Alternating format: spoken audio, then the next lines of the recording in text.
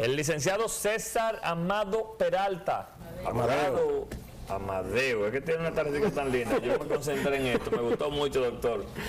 Está con nosotros para hablar de diferentes temas, a quien le agradecemos su presencia en este diálogo urgente. Doctor, bienvenido, gracias.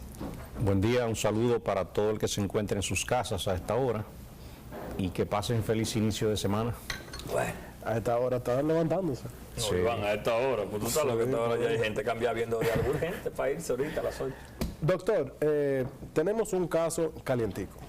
El día de ayer se presentó lo que es ya el inicio de una fase de investigación del caso del asesinato de Junior Ramírez. Yo soy de la opinión, y conversábamos en la mesa de comentarios, de que algunas de las informaciones que se dieron ya como hechos, en vez de darle tiempo de que se investigue realmente. Y ahora el caso no solamente se habla de un asesinato, sino que también se habla de casos de corrupción, de casos de chantaje, de casos de extorsión. ¿Qué tan bien o qué tan mal está que se abra tanto una investigación?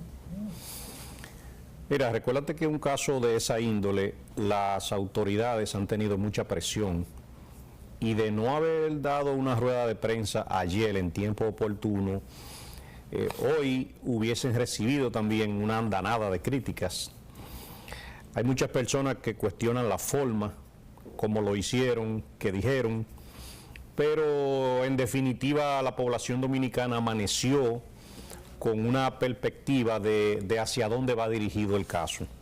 Y eso también despeja algunas hipótesis que se estaban haciendo muchas conjeturas.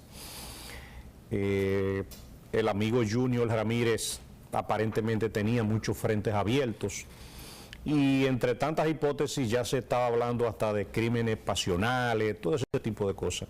Fue necesario que las autoridades ayer aclararan una parte de esa situación. Yo soy del entendido como abogado que fue una información preliminar, todavía pueden desarrollarse otras situaciones, ese caso puede ser ampliado fuera de ahí y ojalá que las autoridades lleguen hasta sus últimas consecuencias. Ahí no hay duda, es un crimen que ha estremecido a la clase jurídica dominicana, aparte a todo profesional en República Dominicana y al pueblo dominicano.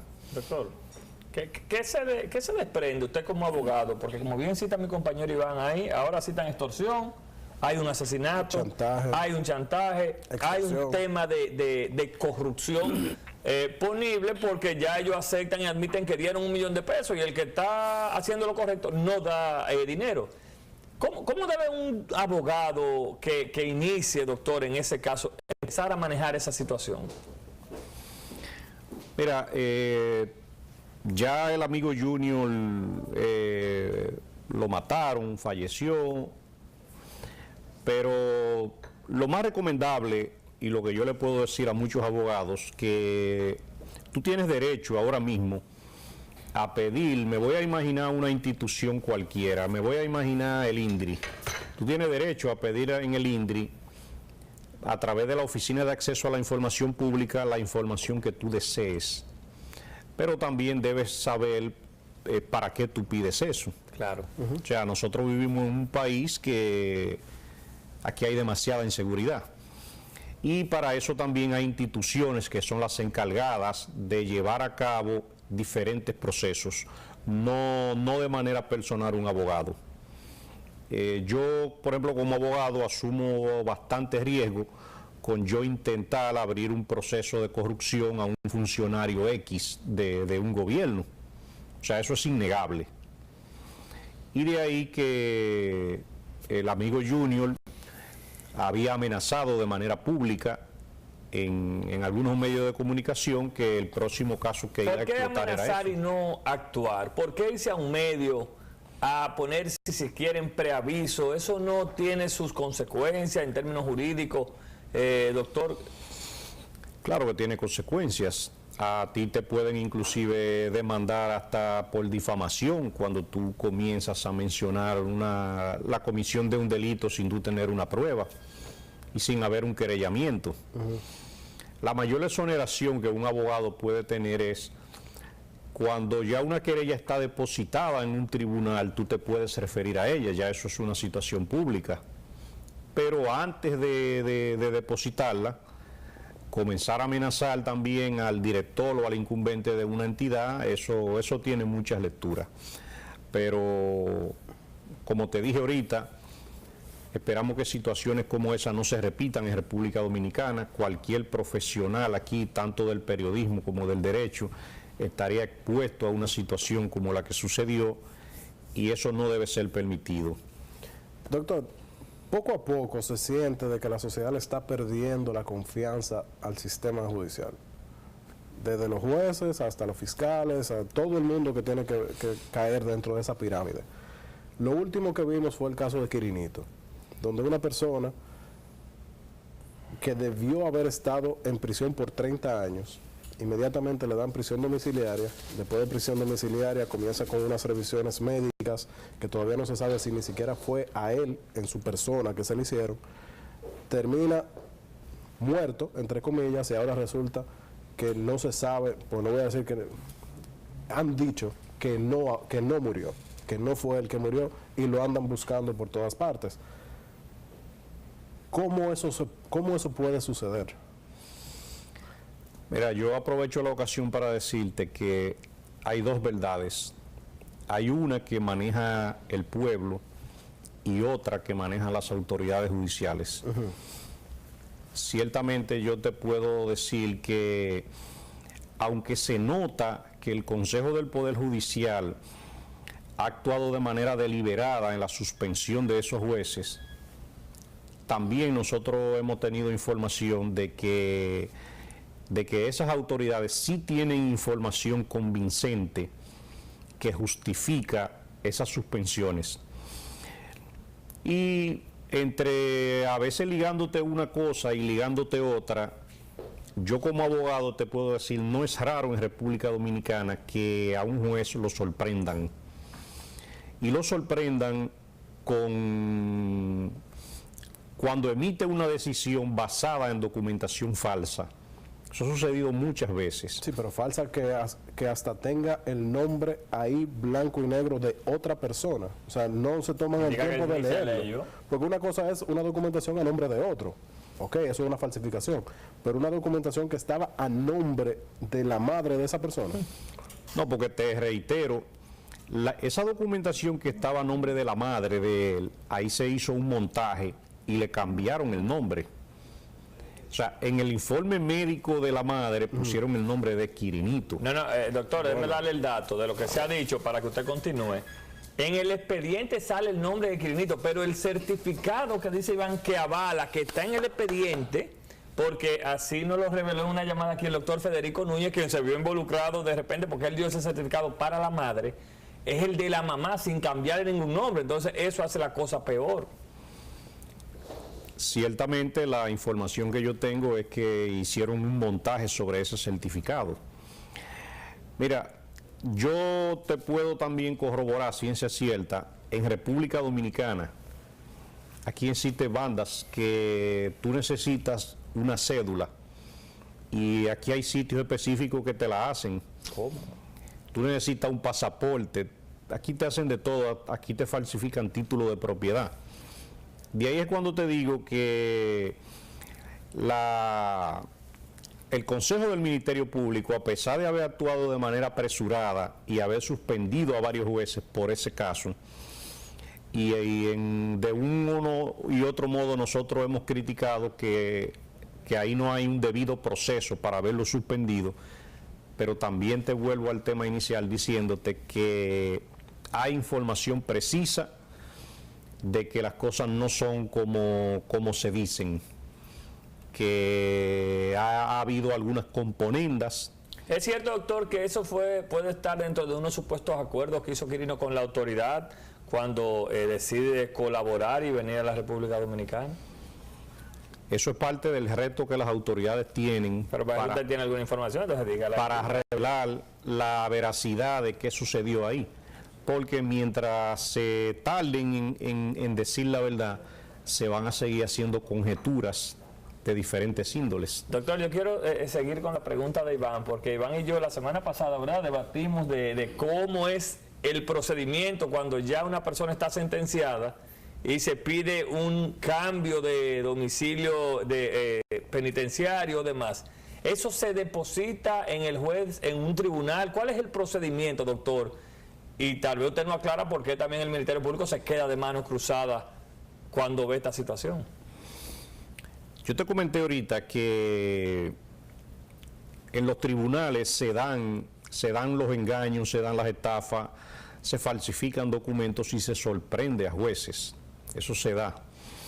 Y fíjate cómo en el caso Quirinito, el propio oncólogo dice, yo examiné a una persona, pero no fue a ese. Pero posiblemente a él le llevaron una cédula que decía el nombre de Quirino. Y él contactó con la cédula, es una presunción que uno hace. Cuando se arma el caso, ahí es cuando él certifica, no, ese no era. Pero ya él levantó un acta. Siguen entrando varias dudas cuando tú dices, pero no es normal que él vaya él mismo a la oficialía del Estado Civil a levantar el acta de defunción. Ahí claro que entra una duda. Pero cuando toda esa documentación se prepara a través de un abogado, es cuando eso se deposita ante el juez de la ejecución de la pena de San Francisco de Macorís, solicitándole la variación. Entonces, ahí vuelve también otro teatro y se lleva al tribunal a una persona en una situación médica deprimente que alegan esos funcionarios que no querían ni verlo ahí. Pero doctor, y disculpe que le interrumpa, porque hasta ahora usted ha descrito un intercambio entre dos partes, entre el lado de Quirinito y el juez solamente. ¿Dónde queda el Ministerio Público? Ellos reciben también esta documentación, ellos se enteran de las visitas médicas, ellos también tienen que verificar que todo esto es real. Entonces no es solamente que el juez haya sido timado, digamos, también el Ministerio Público no hizo su trabajo, no revisó esta información. No, yo te puedo decir que en el procedimiento penal que se lleva en ese momento, todo eso se deposita ante el juez de la ejecución de la pena. Hay un Ministerio Público... ¿Y toman decisión sin que el Ministerio Público vea siquiera esa evidencia? ¿En la causa? Él debe verla en el tribunal. No antes. Él la ve en el tribunal. Entonces, si el Ministerio Público, por ejemplo, solicitara el reenvío de la audiencia o la reenvían por cualquier otro tipo de causas que le dé tiempo a hacer algún análisis, sí lo puede hacer. Pero en la mayoría de esos procesos, y te lo digo como abogado diario en el ejercicio, muchísimos ministerios públicos se enteran ya sobre la marcha en un proceso. Yo estaba en un caso, creo que el jueves pasado, y lo primero que yo hago es decirle al Ministerio Público que está a mi lado, ¿cuál es tu posición del caso? Y me dice, yo no lo he visto todavía. No los conozco. ¿Tú tienes los documentos? Así, mira una copia aquí. Y se puso a leerla porque a veces son cosas tal vez prácticas, rápidas, y que no le da tiempo como quiera profundizar. Todas esas son parte de las debilidades del sistema. Pero ahí en ese caso, Quirinito, como te dije ahorita, ojalá que las autoridades en tiempo hábil den una respuesta que sea satisfactoria. El que hay confabulaciones, eso es innegable, las hay. El propio Procurador General de la República dijo que él no estaba muerto, pero se activa su localización. Y ojalá que él aparezca, porque inmediatamente él aparezca, las autoridades del Ministerio Público también tendrán la obligación de solicitarle al juez de la ejecución de la pena la variación de esa medida de coerción para que él termine de cumplir su pena. Porque aún siendo un proceso así irregular, hay que hacer el procedimiento de pedirle al juez de ejecución de la pena esa variación, doctor.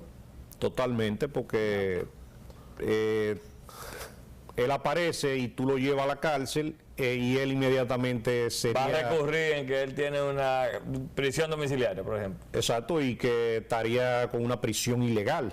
Doctor, si a mí, Dios no quiera, me llevan preso, ¿cómo yo puedo creer en el sistema de justicia dominicano? O sea, ¿cómo yo puedo creer de que si yo no tengo aparentemente recursos, si yo no tengo conexiones, se me puede llevar un juicio verdadero? O sea, donde yo tenga posibilidades de demostrar que yo no hice lo que me están acusando. Porque inmediatamente lo que se ve es de que si uno no tiene algún tipo de contacto con los fiscales, con el Ministerio Público, con el juez directamente, o si uno no tiene dinero con qué resolver, ya automáticamente uno va preso y no hay inocencia para nadie. Mira, yo te puedo decir que el Código Procesal Penal es un código demasiado garantista, y es tan garantista que yo me he atrevido a decir que es el culpable de la delincuencia que hay en República Dominicana. Ese Código Procesal Penal se entretiene mucho en las formas. No es que en un caso no se pueda cometer una injusticia, pero en la mayoría de los casos los imputados llevan ventaja siempre con ese código. Yo, por ejemplo, yo tengo que dedicar un tiempo precioso a preparar una querella o preparar una acusación que tiene mucho que ver con la forma, con que yo le ponga esto, que le ponga lo otro, porque si no le pongo eso, el Código Procesal Penal ordena en el artículo 295 que ni siquiera sea revisado el hecho, si él lo cometió o no, sino que por una cuestión de forma en el documento que yo deposito, lo liberan de nuevo. Me la declaran inadmisible. Fíjate si es garantista el código. De ahí que te digo que no podemos desconfiar totalmente en el sistema de justicia. Se dan, al igual que sucede en muchas instituciones, pueden haber manzanas podridas, pero el sistema entero está tratando de hacer su trabajo. Doctor, termine para hacerlo. Si nosotros haríamos un cálculo de cuántos jueces existen en República Dominicana y le ponemos un número X, 4.000 jueces, y hacemos todavía una comparación, ¿cuántos jueces han sido acusados de corrupción? Sería una proporción mínima. Y hay casos muy esporádicos. De ahí que yo, como abogado, que soy quien estoy activamente en el sistema, te digo, confía que la causa no está perdida. Doctor, ¿qué tan difícil, ya casi en la parte final, es el caso de Odebrecht en términos de demostrarle a esos imputados que recibieron recursos? Mira, el caso Odebrecht, desde que nació, yo lo he considerado un caso nati muerto frente al Código Procesal Penal. El sistema de la prueba es muy riguroso, y de ahí que ahí hay una acusación básicamente de soborno. El soborno también es muy difícil de probar, y por eso a veces han querido meterle situaciones colaterales como el enriquecimiento ilícito, han querido meterle violación a la declaración patrimonial de una persona, pero es para ver siempre cómo llegan al objetivo principal, porque el soborno es difícil de probar. Se ha dicho que la persona que supuestamente sobornó a diferentes funcionarios, o sea, él mismo ha aclarado que él no ha sobornado a nadie. Y que el dinero que recibió lo recibió como parte de no hay ningún funcionario que haya dicho, sí, a mí me sobornaron, o una prueba de que recibió un soborno. De ahí que te digo que ese caso no soporta ni siquiera una audiencia preliminar de conocimiento de pruebas. ¿Y la presión social, doctor? Pues imagínese usted que eso pasa. ¿Usted cree que ahí queda bien parado el sistema judicial? ¿Quién es el más perjudicado? Lo que sucede con ese tipo de casos es que el pueblo dominicano quiere algo, quiere que rueden cabezas, quiere que hayan presos, pero tiene que haber un expediente bien sustentado y basado en pruebas. Si se comete una injusticia en contra de un ciudadano, yo te puedo decir que es una amenaza contra todos. Lo que dice Iván. Claro. Exacto, aquí uno como abogado siempre trata de que sea cumplido el debido proceso de ley, porque cuando una persona es culpable, simplemente la ley establece que se lo prueben y que lo condenen. y que cumpla. De ahí que, ante la pregunta que tú me haces, el Código Procesal Penal te protege tanto de una situación que tú tienes derecho hasta un defensor público que te lo aporta el Estado, que no lo tiene el querellante, que es víctima y que es afectado de la comisión de un delito.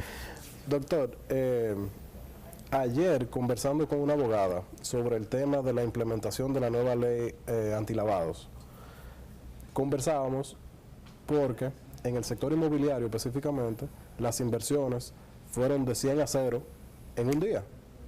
Y la gente se dio cuenta de que fue por la implementación radical de esta ley, que uno tiene que justificar hasta el último centavo a partir de diferentes montos para diferentes operaciones.